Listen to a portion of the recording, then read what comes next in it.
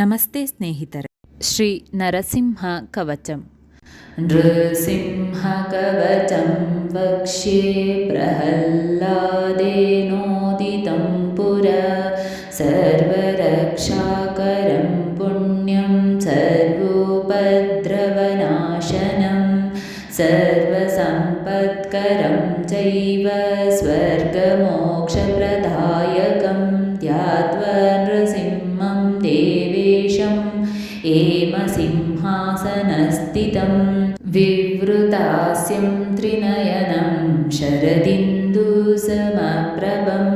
ಲಕ್ಷ್ಮ್ಯಾಲಿಂಗಿತವಾಮಾಂಗಂ ವಿಭೂತಿಭಿರುಪಾಶ್ರಿತಂ ಚತುರ್ಭುಜಂ ಕೋಮಲಾಂಗಂ ಸ್ವರ್ಣಕುಂಡಲಶೋಭಿತಂ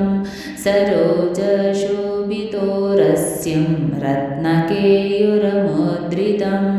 ತಪ್ತಕಾಂಚನಾಸಂಕಾಶಂ ಪೀತನಿರ್ಮಲವಾಸನಂ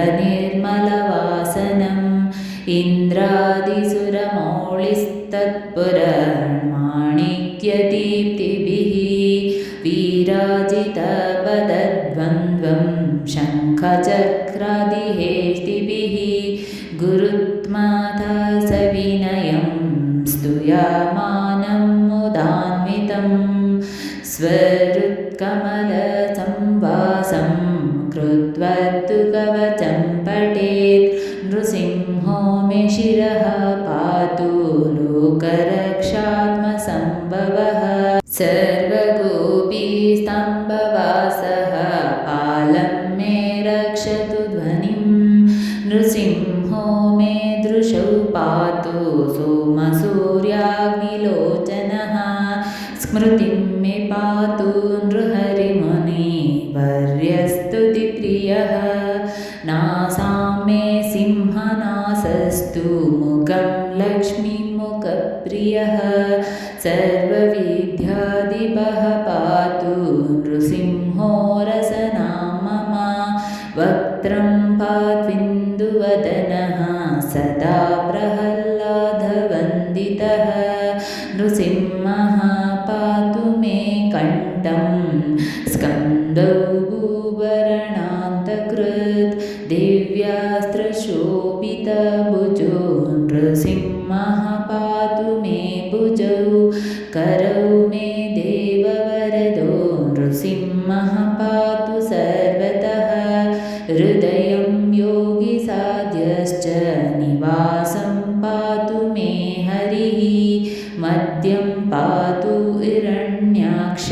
वक्षः कुक्षिविदारणः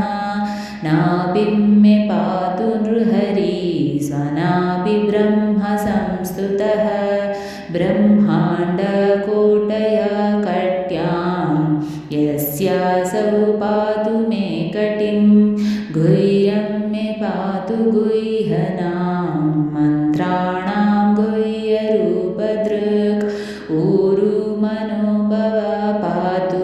जानुनी नररूपदृक् जङ्गे पातु धराभारहर्ता योऽसौ नृकेसरी सुरराज्यप्रदः पातु पादौ मे नृहरीश्वर सहस्रशीर्ष पुरुषः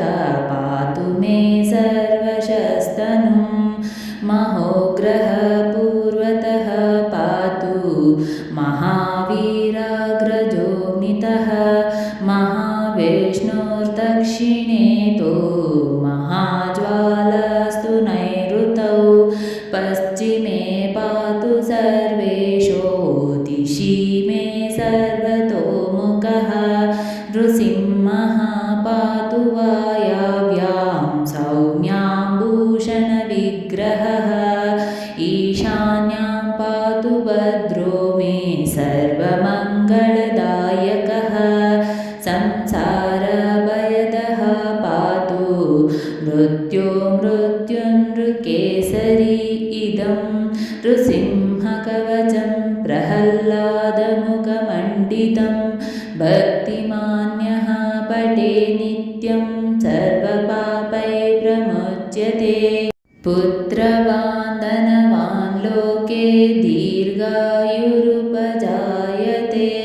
यं यं कामयते कामं तं तं प्राप्नोत्य संशयं सर्वत्र जयमाप्नोति सर्वत्र विजयी भवेत् भूम्यन्तरिक्षदिव्यानां ग्रहणां विनिवारणं वृश्चिकोरगसम्भूत विशापहरणं परं ब्रह्मराक्षसयाक्षाणां दूरोद्धारणकारणं भूर्जेव ताळपत्रेव कवचं लिखितं शुभं करमूले धृतं येन सिद्ध्येयुर्धर्मसिद्धय देवासुरमनुष्येषु स्वं स्वमेव जयं लभेत् एकसन्ध्यं त्रिसन्ध्यं वा य पठे नियतो नरः सर्वमङ्गलमाङ्गल्यं भुक्तिं मुक्तिं च विन्दति 32 पठेच्युद्धात्मनां नृणां कवचस्यास्य मन्त्रस्य मन्त्रसिद्धिः प्रजायते अनेन मन्त्रराजेन